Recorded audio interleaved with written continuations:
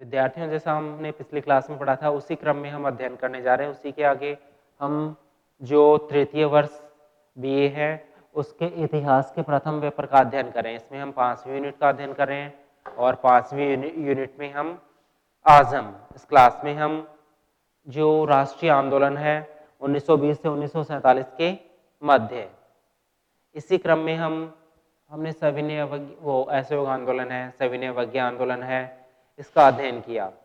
और अब हम जो अध्ययन करने जा रहे हैं वो है भारत छोड़ो आंदोलन। उसके पूर्व में आपको एक और बात बताना चाहता हूँ कि जो स्वराज्य दल है उसका भी भारत में 1923 ईस्वी में पंडित मोतीलाल नेहरू और चित्तरंजन दास ने इसका गठन किया और इसने चुनाव में भाग लिया। थोड़ी सी सफलता भी उनको प्राप्त हुई, लेकिन फिर ये मोतीलाल नेहरू की मृत्यु हो गई 1925 ईस्वी में और ये स्वराज्य दल है बहुत ज़्यादा सफल नहीं हो पाया और कांग्रेस में इसका विघटन हो जाता है। और अब हम सर्वप्रथम पढ़ने जा रहे हैं भारत छोड़ो आंदोलन।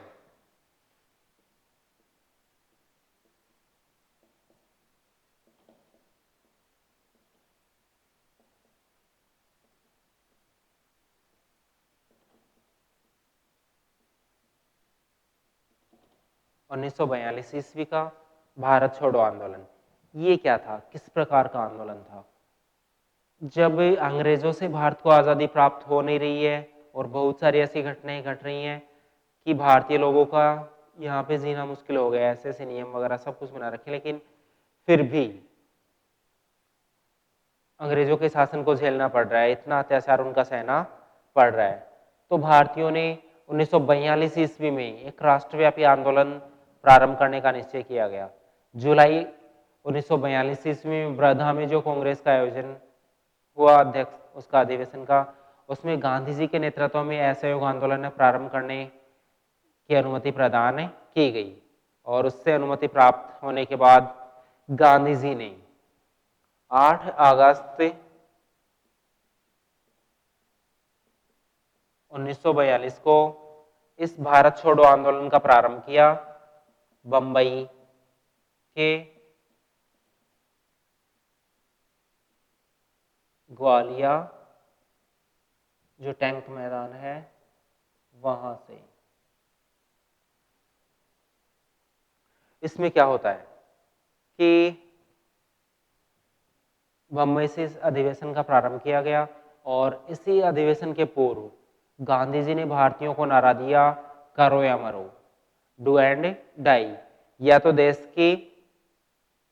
को आजाद कराओ या फिर देश की आजादी के लिए बलिदान हो जाओ। और ये नारा विश्व प्रसिद्ध होने लगा। गांधी जी के नेतृत्व में और अन्य जो राष्ट्रीय आंदोलन के नेता थे, वल्लभ भाई पटेल है, पंडित नेहरू हैं, इनके नेतृत्व में भारत में ये भारत छोड़ो आंदोलन है वो प्रारंभ होता है। लेकिन अंग्रेजों ने पूर्व योजना के तहत ही जब 8 अगस्त रात्रि को ये प्रारंभ किया गया, 9 अगस्त की सुबह ही भारत के जो प्रमुख स्वतंत्रता सेनानी थे उन सबको गिरफ्तार कर लिया गया। गांधी जी को, पंडित नेहरू को, सरदार वल्लभ भाई पटेल को और अन्य जो भी प्रमुख नेता थे उन सबको गिरफ्तार करके जेल में डाल दिया जाता है। लेकिन राष्ट्रीय आंदोलन ये बढ़ता जाता है क्योंकि एक ऐसा राष्ट्रीय आंदोलन बन गया जिसमें किसी ने नेतृत्व नहीं किया, बिना नेतृत्व का आंदोलन रहा और अप्रत्यक्ष रूप से इस भारत छोड़ो आंदोलन का जयप्रकाश नारायण,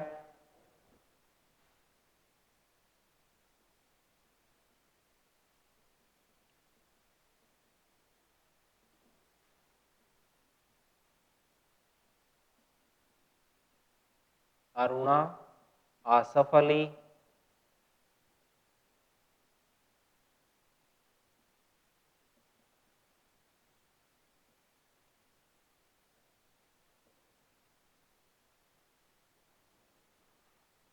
इन्होंने एक तरह से नजरबंद रहते हुए और इस आंदोलन का अप्रत्यक्ष रूप से नेतृत्व किया। लेकिन ये आंदोलन तो सबसे बड़ा आंदोलन था भारत का, इसमें संपूर्ण भारत के छोटे से बच्चे से लेकर के वृद्ध तक ने, बुढ़े तक ने आंदोलन किया।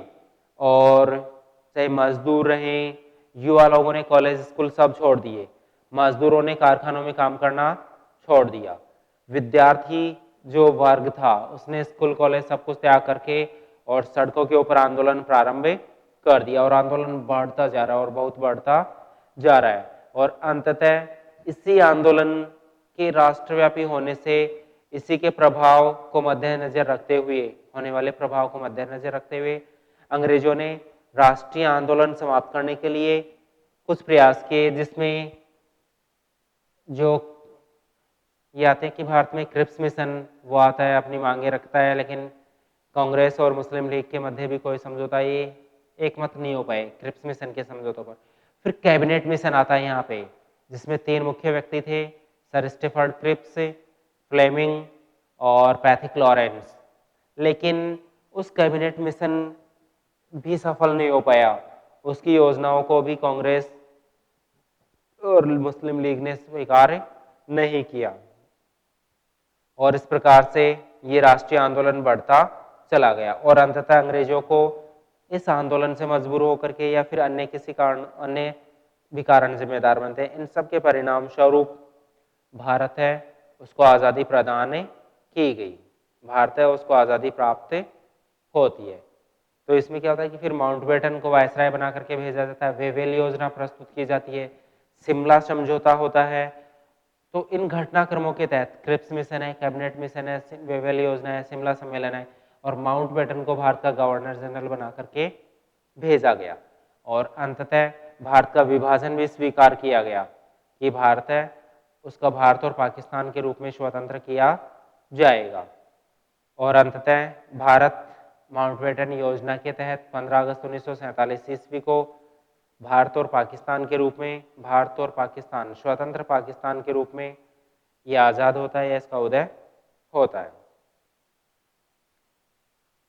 तो अब हम ये जो आज़ादी प्राप्त होगी इसके पहले अब जो अगला चैप्टर है उसका हम अध्ययन करते हैं।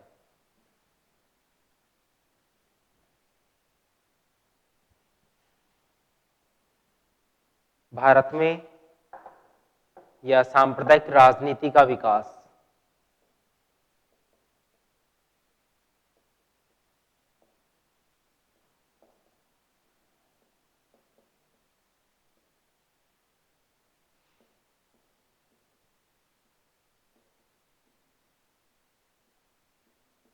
सांप्रदायिक राजनीति का विकास ये क्या है? सांप्रदायिक राजनीति कि भारत में जो संप्रदाय थे हिंदू, मुस्लिम, सिख, ईसाई, जैन, तो मुख्य रूप से हिंदू और मुस्लिमों में किस प्रकार से ये खाई बढ़ती चली जाती है, किस प्रकार हिंदू और मुस्लिमों के यहाँ पे संघर्ष होते हैं आज़ादी के समय। तो इसका प्रारंभ है वो कब से होता है? हिंदू मुस्लिम जो सांप्रदायिक भावनाएं होती हैं उनका, और इसका प्रारंभ हम शुरुआत कर सकते हैं कि 1857 के विद्रोह से। 1857 के विद्रोह के बाद अंग्रेजों ने जो कानून बनाए और उनमें से एक कानून था कि उन्होंने सेना को विभिन्न रेजिमेंटों में बांट दिया। मुस्लिम रेजिमेंट अलग, Hindu regiment, Jat regiment, Gorkha regiment अलग। तो उनको वहीं से अलग किया, वहीं से उनमें फूट डालना शुरू किया, क्योंकि वो समझ गए 1857 के बाद में कि इनमें फूट डालते रहो और यहाँ पे शासन करते रहो।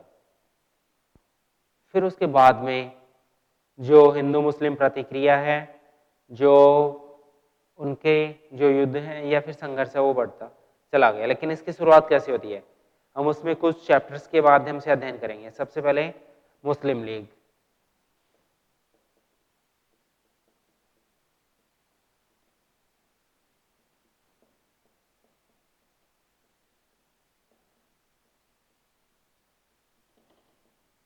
तीस दिसंबर 1906 ईस्वी को जो सैयद अहमद अली खां थे और अन्य जो मुस्लिम प्रतिनिधि थे, सर आगा खां, ये अब्दुल रहमान खां, ये लोग शिमला में भारत का जो वायसराय था लॉर्ड मिंटो, उससे जाके मिलते हैं और उसी के आश्वासन पर, उसी के सहयोग पर भारत में 30 दिसंबर 1906 ईस्वी को मुस्लिम लीग की यहाँ पे स्थापना हुई। मुस्लिम लीग का ढाका में गठन किया गया। इसका उद्देश्य था कि मुस्लिमों को राष्ट्रीय आंदोलन से अलग करना, अंग्रेज तो ये चाहते थे वो अलग हो जाएं और मुस्लिमों को अधिक से अधिक अधिकार प्राप्त हों, उनको शिक्षा और विकास के अवसर प्राप्त हों और उनको अलग से आरक्षण प्राप्त हो, अलग से चुनाव, उनके अलग से क्षेत्र उनको दिया जाए। तो ये मुस्लिम लीग का गठन हुआ और मुस्लिम के लीग के गठन के बाद में हिंदू और मुस्लिम कम समय के लिए एकजुट हो पाए। बाकी हिंदू और मुस्लिमों की जो सांप्रदायिकता थी वो भारत में बढ़ती ही जाती है। नेक्स्ट जो घटना है, हिंदू जो सांप्रदायिक राजनीति का विकास हुआ, सांप्रदायिक जो विभाजन होता है, उसमें है 1909 का अधिनियम।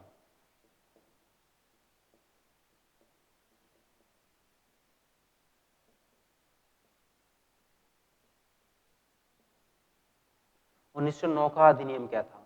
अंग्रेजों ने 1909 ईस्वी में भारत सरकार अधिनियम लागू किया।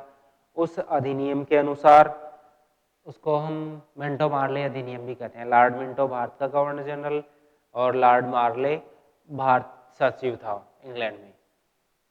तो इस अधिनियम के अनुसार अंग्रेजों ने एक नियम बनाया कि मुस्लिमों को उन्होंने अलग से आरक्षण प्रदान किया, अलग से उनका निर्वाचन और मताधिकार रखा, कि एक टुकड़ा, एक बड़ा सा क्षेत्र जिसमें सिर्फ मुस्लिम ही खड़े होंगे और कोई नहीं, और मुस्लिमों को मताधिकार का वो दिया जाएगा कि मुस्लिम ही वहां पे वोट डालेंगे और मुस्लिम ही खड़े होंगे। तो ये बहुत ही गलत घटना थी और इसी के तहत सांप्रदायिक जो बीज होता है वो बोया अंग्रेजों ने हिंदू और मुस्लिमों के एक दूसरे के विरोध का, और ये बीज ही यहाँ से शुरुआत होती है और धीरे धीरे हिंदू मुस्लिम जो प्रतिक्रिया वो बढ़ती जाती है।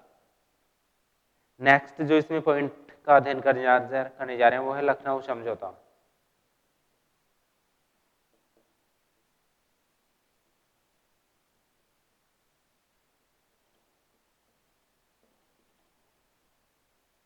लखनऊ में हालांकि जो मुस्लिम हैं और हिंदू हैं, ये एक होकर के इन्होंने एक अपने अधिवेशन का आयोजन किया जिसमें गांधी जी को नेतृत्व सौंपा जाता है। नेक्स्ट है सांप्रदायिक पंचाट।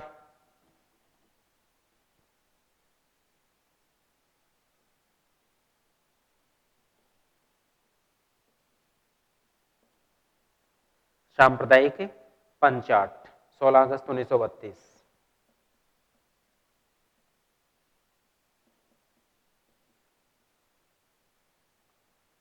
और जो ब्रिटिश प्रधानमंत्री था मैकडोनाल्ड, उसने सांप्रदायिक पंचाट की घोषणा की और इसके अनुसार मुस्लिमों को और अधिक आरक्षण और अधिक सुविधाएं और अधिक विकास के जो अवसर हैं वो प्रदान किए गए। और इस प्रकार से सांप्रदायिक पंचाट ने भी हिंदू और मुसलमानों में जो वैमनस्य था उसको बढ़ाने में अपना योगदान किया। नेक्स्ट है 1935 का अधिनियम।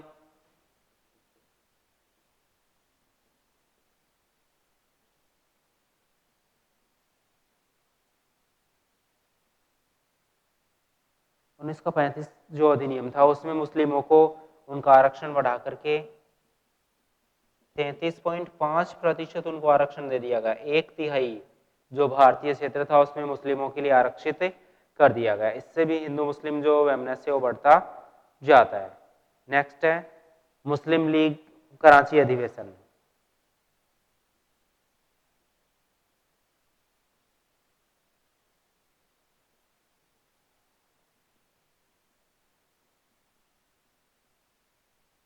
मार्च 1940 कराची में मुस्लिम लीग का अधिवेशन होता है जिसकी अध्यक्षता मोहम्मद अली जिन्ना ने की, और इस अधिवेशन में ही मांग रखी गई सर्वप्रथम कि हम मुस्लिमों को एक अलग से पाकिस्तान चाहिए, एक अलग से क्षेत्र चाहिए, हम इन भारतीयों के साथ रह करके, इन हिंदुओं के साथ रह करके नहीं रह सकते हैं। तो ये मांग की गई यहाँ पे पाकिस्तान की। फिर नेक्स्ट है सीधी कार्रवाई।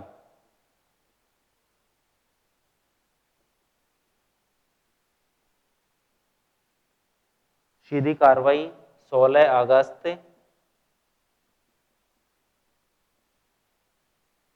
1946 ईस्वी को मुसलमानों ने, जब उनको लगा कि अलग से पाकिस्तान तो मिल ही नहीं रहा है, शायद संभव भी नहीं रहेगा, तो उन्होंने यहाँ पे हिंसक कार्रवाई शुरू कर दी। मुसलमानों ने हिंदुओं को मारना कलकत्ता से शुरू कर दिया, बंगाल से, और उन्होंने दंगे भड़का दिए पूरे, और खूब दंगे भड़कते चले गए पूरे भारत में। पूरे भारत में नहीं तो बंगाल में, उत्तर प्रदेश में, पंजाब में, दिल्ली में, ये मुख्य रूप से उन दंगों से प्रभावित रहा ये क्षेत्र, और यहाँ पे खूब हिंदू मुस्लिमों के झगड़े होने लगे। और अंततः अंग्रेज सरकार को मजबूर होकर के भारतीयों को भी मजबूर होकर के, कांग्रेस के नेताओं को भी संघर्ष से मजबूर होकर के और मुस्लिम लीग की अलग से पाकिस्तान की मांग को स्वीकार करना पड़ता है। और अंततः भारत और पाकिस्तान के रूप में हिंदुस्तान हिंदू राष्ट्र के रूप में, पाकिस्तान मुस्लिम राष्ट्र के रूप में आजाद होते हैं। तो ये था भारत में सांप्रदायिक राजनीति का विकास। और इसके बाद अगला जो अध्याय है वो है भारतीय संविधान की विशेषताएं।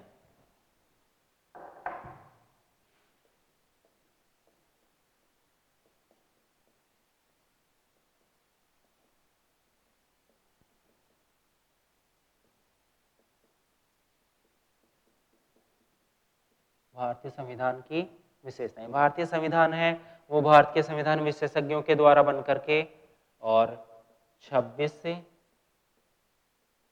नवंबर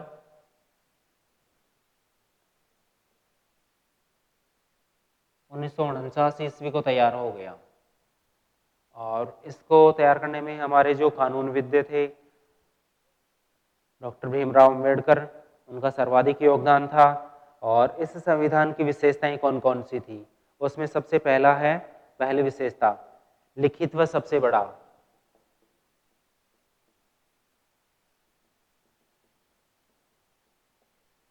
भारत का संविधान दुनिया का सबसे बड़ा संविधान और लिखित है, जिसमें 90,000 शब्द हैं। कोई दूसरा संविधान इतना बड़ा नहीं है, जिसमें 444 से अनुच्छेद थे, 22 तो भाग थे उस समय, और मूल रूप से उस समय 395 अनुच्छेद थे उसमें। फिर दूसरी इसकी जो विशेषता है वो ये है संप्रभुता संपन्न राज्य।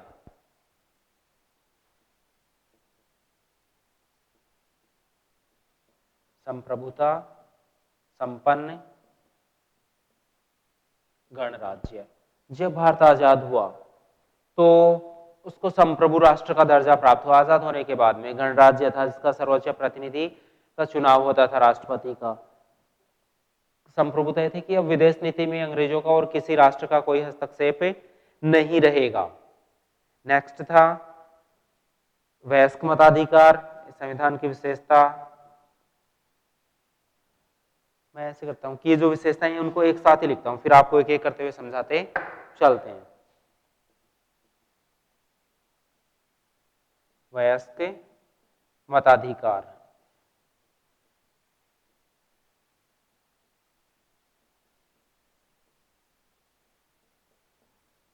इकहरी नागरिकता, इसके अलावा मौलिक अधिकार, नीति निर्देशक तत्व,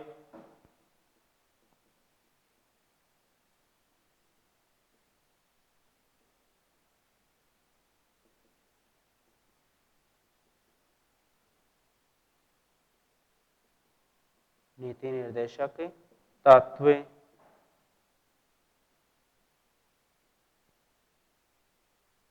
मूल कर्तव्य, और इसके अतिरिक्त पंथ निरपेक्षता, लचीला व कठोर,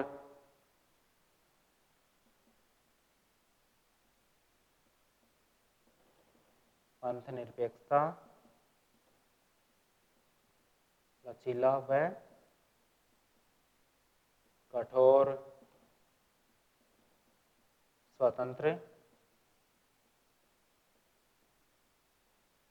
न्यायपालिका।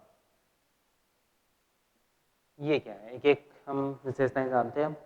सर्वप्रथम लिखित व सबसे बड़ा है, ये तो हम जान गए हैं। संप्रभुता संपन्न था, ये भी जान गए हैं। अब वयस्क मताधिकार। भारत में 18, पहले तो 21 वर्ष था, इस समय 21 वर्ष वो भारत की न्यूनतम आयु घोषित की गई कि 21 वर्ष का सब जो स्त्रियों पुरुषों समान रूप से इस चुनाव में भाग लेकर के अपनी सरकार का चुनाव कर सकता है। इकहरी नागरिकता, भारतीयों को सिर्फ एक ही नागरिकता दी गई कि वो भारतीय हैं, ऐसे नहीं कि मैं पंजाबी, मैं हरियाणी, मैं राजस्थानी। नेक्स्ट है मौलिक अधिकार। भारतीयों को 7 मौलिक अधिकार उस समय प्राप्त हुए थे, और इसमें से संपत्ति का अधिकार वर्तमान में हटा दिया गया है। 6 मौलिक अधिकार उनको प्राप्त हैं, जो अलग अलग अधिकार थे कि वो अपनी विचार व्यक्त कर सकते हैं उन अधिकारों के माध्यम से, और स्वतंत्र रूप से अपना जीवन यापन कर सकते हैं। यदि उनके अधिकारों का हनन होता है तो वो न्यायालय में शरण ले सकते हैं। नेक्स्ट था नीति निर्देशक तत्व। ये राज्य के लिए आदेश थे कि राज्य अपने क्षेत्र में, देश अपने क्षेत्र में लोक कल्याणकारी राज्य स्थापित करने के लिए नीति निर्देशक तत्वों को लागू करे राज्य में। मूल कर्तव्य, मूल कर्तव्य भारतीय लोगों के लिए थे, जिनका पालन करते हुए हम सुशासन स्थापित कर सकते हैं, सरकार की मदद कर सकते हैं। पंथ निरपेक्षता, भारत में धर्म के आधार पर, पंथ के आधार पर किसी के साथ कोई भेदभाव नहीं होगा, सभी समान माने जाएंगे। लचीला व कठोर, कुछ धाराएं ऐसी थी जो बहुत आसानी से उसमें संशोधन हो सकता है, कुछ ऐसी जिसमें बहुत विशिष्ट गतिविधियों के माध्यम से ही परिवर्तन संभव है। और नेक्स्ट है स्वतंत्र न्यायपालिका, संविधान के उल्लंघन होने पर, लोगों के अधिकारों का उल्लंघन होने पर न्यायालय की शरण ली जा सकती थी और न्यायालय में उनको निष्पक्ष न्याय है उसकी प्राप्ति होगी। और नेक्स्ट और अंतिम चैप्टर है वो है देशी राज्यों के विलीनीकरण की समस्या।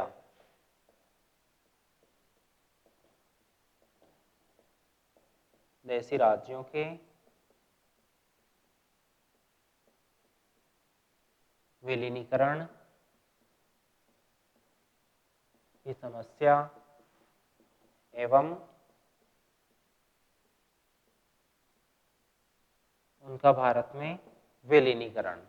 ये कैसे है कि भारत में जब आजाद हुआ भारत, तो भारत में 565 देशी रियासतें थी और अंग्रेजों ने कहा था कि कोई चाहे तो स्वतंत्र हो सकता है, कोई चाहे तो भारत में शामिल हो जाए, कोई चाहे तो पाकिस्तान में। तो कश्मीर, जूनागढ़ और हैदराबाद ये रियासतें स्वतंत्र होना चाहती थी। तो कश्मीर की जो समस्या थी वो आजाद होना चाहता है, अलग रहना चाहता है, लेकिन उसमें अधिकांश मुस्लिम है और शासक हिंदू है, हरि सिंह। तो जब उसमें पाकिस्तानियों ने, कबायलियों ने आक्रमण कर दिया, तो उसने भारत सरकार से मदद मांगी और भारत सरकार ने अपनी सेना भेजते हुए वहां पर कबायलियों को भगाया गया और पाकिस्तान का भारत, ये जम्मू कश्मीर का भारत में विलय किया गया। हैदराबाद रियासत है, उसके ऊपर सैनिक आक्रमण से उसको भारत में शामिल किया गया। इसी प्रकार से जूनागढ़ रियासत में भी सैनिक आक्रमण से उसको भारत में शामिल किया गया। क्यों? और ये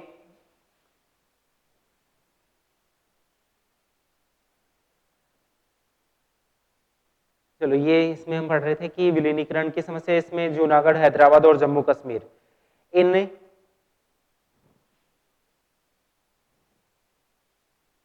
रियासतें जो भारत से आजाद होना चाहती हैं, अंततः ये जो एक तरह से सशस्त्र ही था, सेना के माध्यम से ही इन तीनों राज्यों का दमन किया गया, इनको भारत में विलय किया गया। और इसमें सबसे बड़ा जो योगदान था वो सरदार वल्लभ भाई पटेल का था। सरदार वल्लभ भाई पटेल ने अपनी योजना से, अपनी कुटिलता से, अपनी रणनीति से, जो भारत के गृह मंत्री थे, उन्होंने भारत में इन रियासतों का विलीनीकरण किया। और भी कोई रियासतें थी जो स्वतंत्र रहना चाहती थी, उन सब का भारत में विलीनीकरण किया गया। इसके लिए उन्होंने अपना प्रयास किया। और इसके बाद में हम पढ़ेंगे कि उनका विलीनीकरण, ये तो समस्याएं थी कि बहुत सारे पाकिस्तान में, जोधपुरी और तो राजस्थान का पाकिस्तान में शामिल होना चाहता था, उसको मनाया गया, उसको भारत में, राजस्थान में और भारत में शामिल किया गया। और अंततः 1956 या 1953 ईस्वी में राज्य पुनर्गठन आयोग बना।